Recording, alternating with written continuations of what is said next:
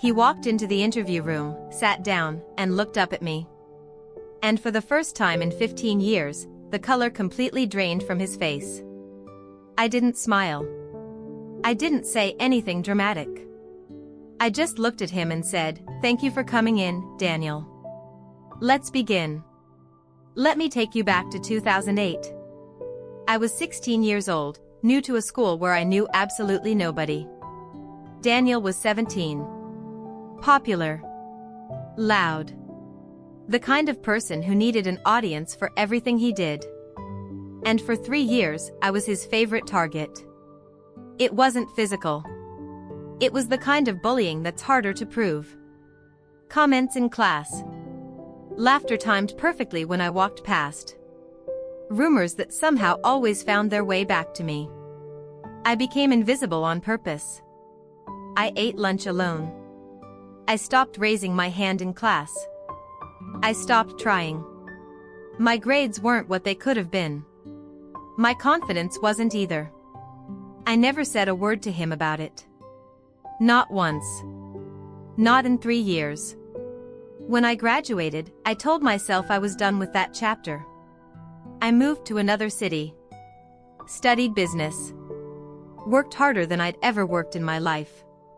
For 15 years, I never thought about Daniel Mitchell. I built a career in HR and operations consulting. I was good at it. I became a regional director by 31. And by 34, I was leading the hiring division for a mid-size company going through a major restructure. Which meant I was the one who reviewed resumes. I was the one who scheduled interviews. And one Thursday morning, I opened an application that made me stop breathing for about 5 seconds. Name, Daniel Mitchell. Age, 36. Position applied for, Senior Operations Manager. Reporting to, Regional Director of Operations. Reporting to me.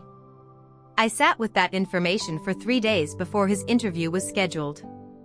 My first instinct was not revenge. My first instinct was to disqualify him quietly. But I didn't do that either. Because I realized something. If I disqualified him to protect myself, I was still letting him have power over me. 15 years later, a 16-year-old bully I hadn't thought about in years would still be making my professional decisions for me. I was not going to let that happen. So I kept his application in the process. I reviewed it fairly. His qualifications were genuinely strong. And I scheduled the interview. When he sat down and recognized me, the panic on his face was something I will remember for the rest of my life. I gave him exactly 30 seconds to process it. Then I opened my folder and said, "I've reviewed your application thoroughly. Let's talk about your experience." I ran a fair interview. I asked every candidate the same questions. I scored every answer the same way. Daniel didn't get the job. Not because of what happened in high school, but because another candidate genuinely had stronger operational experience. But at the end of the interview, I did say one thing. I said, "I want you to know I recognize you. And I want you to know that had no effect on this process whatsoever. Good luck in your search, Daniel." He started to say something. Stopped. Looked at the table. Then said, quietly, "I owe you an apology." I told him he didn't owe me anything. And I meant it. Because here's the thing. The revenge fantasy version of this story ends with me humiliating him. But the real version is that I was sitting in that chair because I had worked for 15 years to get there. And no one, not him, not anyone, was going to take that from me. That's the revenge. That's what winning actually looks like. If this story resonated with you, subscribe. We post new stories every Tuesday and Friday. And leave a comment, was this the right call?